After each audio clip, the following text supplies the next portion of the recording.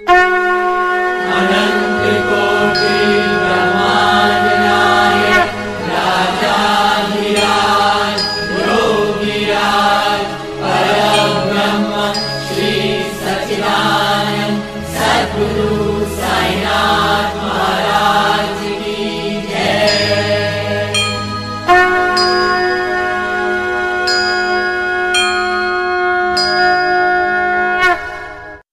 ओम श्री साईनाथाय नमः। बाबा की कृपा से आज हम लोग अध्याय 11 तक पहुंच गए और ऐसे ही साईनाथ हम सभी पर अपनी कृपा बनाए रखना बाबा। आइए अध्याय 11 प्रारंभ करते हैं।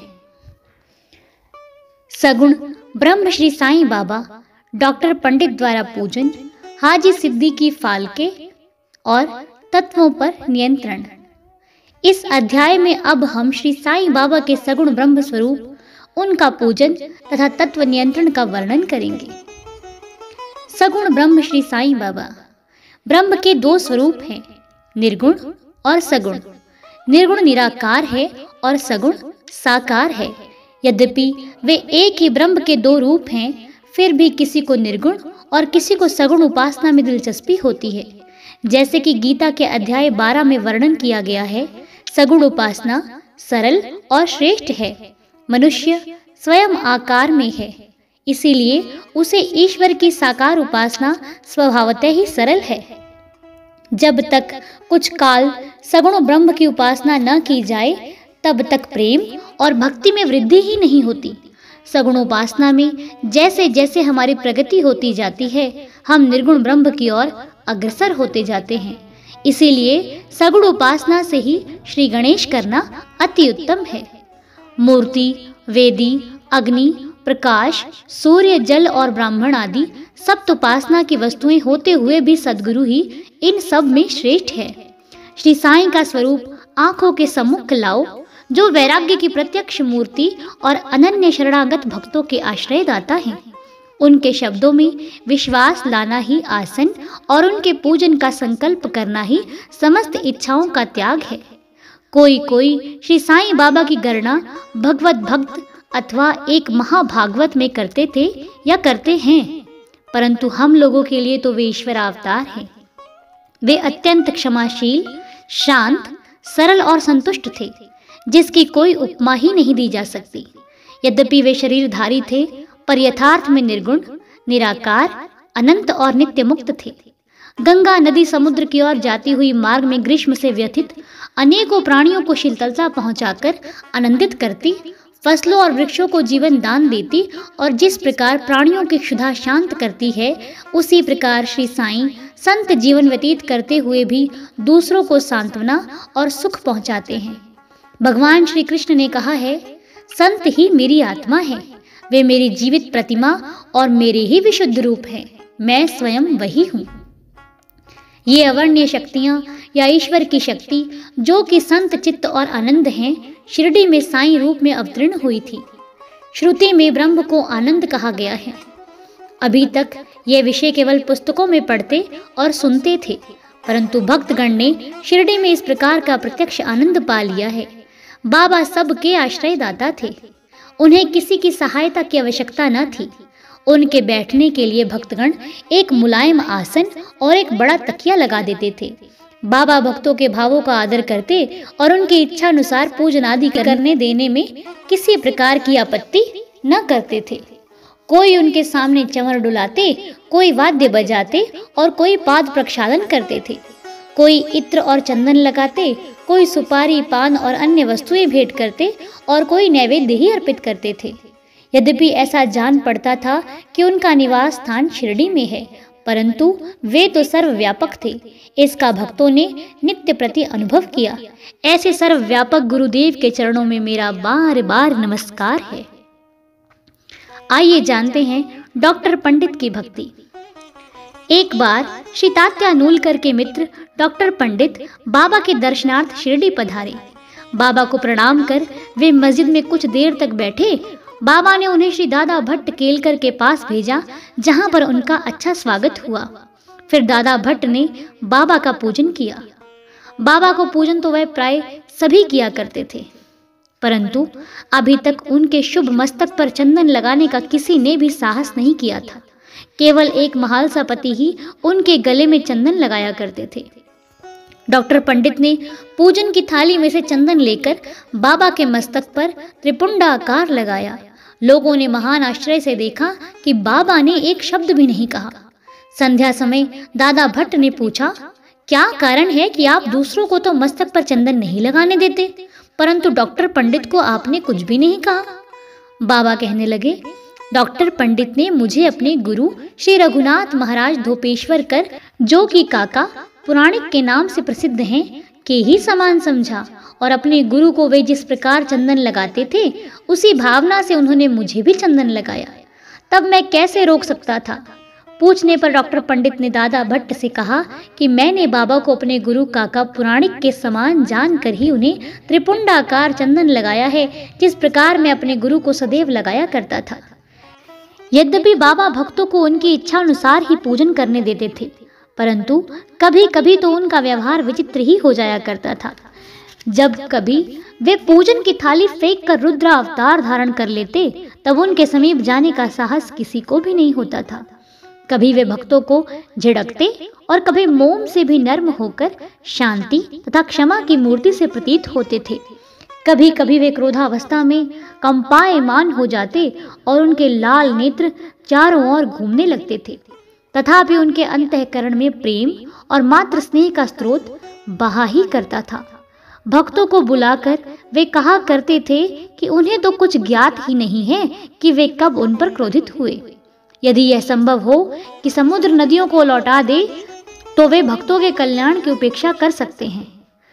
वे तो भक्तों के समीप ही रहते हैं और जब भक्त उन्हें पुकारते हैं तो वे तुरंत ही उपस्थित हो जाते हैं। वे तो सदा भक्तों के प्रेम के ही भूखे हैं। हाजी सिद्दीकी फाल्के। यह कोई नहीं कह सकता था कि कब श्री साईं बाबा अपने भक्त को अपना कृपा पात्र बना लेंगे। यह उनकी इच्छा पर निर्भर था। हाजी सिद्दीक फाल्के की कथा इसी का उदाहरण है। कल्याण निवासी एक यवन जिनका नाम सिद्दीक फाल्के था, मक्का शरीफ की हज करने के बाद शिरडी आए। वे चावड़ी में उत्तर की ओर रहने लगे। वे मस्जिद के सामने खुले आंगन में बैठा करते थे। बाबा ने उन्हें 9 माह तक मस्जिद में प्रविष्ट होने की आज्ञा न दी और न ही मस्जिद की सीढ़ी चढ़ने दी। फाल्के बहुत निराश हुए और कुछ निर्णय ना कर सके कि कौन सा उपाय काम में लाएं। लोगों ने उन्हें सलाह दी कि आशा न त्यागो, श्यामा श्री साईं बाबा के अंतरंग भक्त हैं, तुम उनके ही द्वारा बाबा के पास पहुंचने का प्रयत्न करो। जिस प्रकार भगवान शंकर के पास पहुंचने के लिए नंदी के पास जाना आवश्यक होता है, उसी प्रकार बाबा के पास भी श्यामा के द्वारा ही पहुंचना चाहिए। फाल्के को यह विचार उचित प्रतीत हुआ और उन्होंने श्यामा से सहायता की प्रार्थना की। श्यामा ने भी आश्वासन दे दिया और अवसर पाकर वे बाबा से इस प्रकार बोले कि बाबा, आप उस बूढ़े हाजी को मस्जिद में किस कारण नहीं आने देते? अनेक भक्त स्वेच्छा पूर्वक आपके दर्शन को आया जाया करते हैं, कम से कम एक बार उसे तो आशीष दो। बाबा बोले, श्यामा तुम अभी नादान हो, यदि फकीर नहीं आने देता तो मैं क्या करूं? उनकी कृपा के बिना कोई भी मस्जिद की सीढ़ियां नहीं चढ़ सकता। अच्छा, तुम उससे पूछ आओ कि क्या वह 12वीं कुएं की निचली पगडंडी पर आने को सहमत है। श्यामा स्वीकारात्मक उत्तर लेकर पहुंचे। फिर बाबा ने पुनः श्यामा से कहा कि उससे फिर पूछो कि क्या वह मुझे 4 किश्तों में 40,000 रुपए देने को तैयार है। फिर श्यामा उत्तर लेकर लौटे कि आप कहें तो मैं 40 लाख रुपए देने को तैयार हूँ। मैं मस्जिद में एक बकरा हलाल करने वाला हूँ, उससे पूछो कि क्या उसे यह रुचिकर होगा। बकरे का मांस, नाद या अंडकोश। श्यामा यह उत्तर लेकर लौटे, यदि बाबा के भोजन पात्र में से एक ग्रास भी मिल जाए तो हाजी अपने को सौभाग्यशाली समझेगा। यह उत्तर पाकर बाबा उत्तेजित हो गए और उन्होंने अपने हाथ से मिट्टी का बर्तन उठाकर फेंक दी और अपनी कफनी उठाए सीधे हाजी के पास पहुंचे।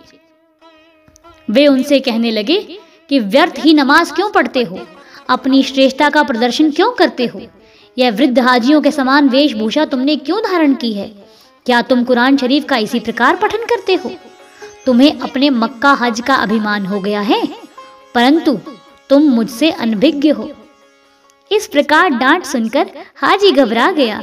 बाबा मस्जिद को लौट आए और कुछ आमों की टोकरियां खरीदकर हाजी के पास भेज दी। वे स्वयं भी हाजी के पास गए और अपने पास से 55 रुपए निकालकर हाजी को दिए। इसके बाद से ही बाबा हाजी से प्रेम करने लगे तथा अपने साथ भोजन करने को बुलाने लगे। अब हाजी भी अपनी इच्छा अनुसार मस्जिद में आने जाने लगे।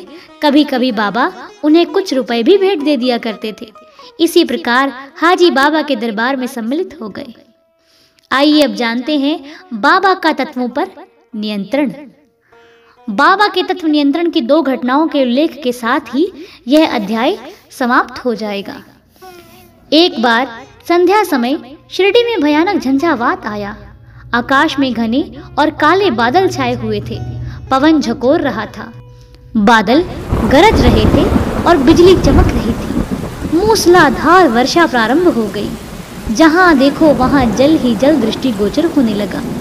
सब पशु पक्षी और शिरडी वासी अधिक भयभीत होकर मस्जिद में एकत्रित हुए। शिरडी में देवियां तो अनेकों हैं, परंतु उस दिन सहायतार्थ कोई न आई। इसीलिए सभी ने अपने भगवान साईं से, जो भक्ति के ही भूखे थे, संकट निवारण करने की प्रार्थना की। बाबा को भी दया आ गई और वे बाहर निकल आए। मस्जिद के समीप खड़े होकर उन्होंने बादलों की ओर दृष्टि कर गरजते हुए शब्दों में कहा कि बस शांत हो जाओ। कुछ समय के बाद ही वर्षा का जोर कम हो गया और पवन मंद पड़ गई तथा आंधी भी शांत हो गई। आकाश में चंद्रदेव उदित हो गए। तब सब लोग प्रसन्न होकर अपने अपने घर लौट गए। एक अन्य अवसर पर मध्याह्न के समय धूनी की अग्नि इतनी प्रचंड होकर जलने लगी कि उसकी लपटें ऊपर छत तक पहुंचने लगी। मस्जिद में बैठे हुए लोगों की समझ में न आता था कि जल डालकर अग्नि शांत कर दें अथवा कोई अन्य उपाय काम में लाएं। बाबा से पूछने का साहस कोई नहीं कर पा रहा था, परंतु बाबा शीघ्र ही परिस्थिति को जान गए। उन्होंने अपना सटका उठाकर सामने के खंभे पर बलपूर्वक प्रहार किया और बोले, नीचे उतरो और शांत हो जाओ। सटके की प्रत्येक ठोकर पर लपटें कम होने लगी और कुछ मिनटों में ही धुनी शांत और यथापूर्वक हो गई। श्री साईं ईश्वर के अवतार हैं और जो उनके सामने नतमस्तक होकर उनके शरणागत होगा उस पर वे अवश्य कृपा करेंगे। जो भक्त इस अध्याय की कथाएं प्रतिदिन श्रद्धा और भक्ति पूर्वक पठन करेगा उसका दुखों से शीघ्र ही छुटकारा हो जाएगा। केवल इतना ही नहीं, वरन उसे सदैव श्री साईं चरणों का स्मरण बना रहेगा और उसे अल्पकाल में ही ईश्वर दर्शन की प्राप्ति होकर उसकी समस्त इच्छाएं पूर्ण हो जाएंगी और इस प्रकार वह निष्काम बन जाएगा। श्री सद्गुरु साईनाथार्पणमस्तु। शुभम भवतु। अध्याय 11 संपूर्ण। ओम श्री साईनाथाय नमः।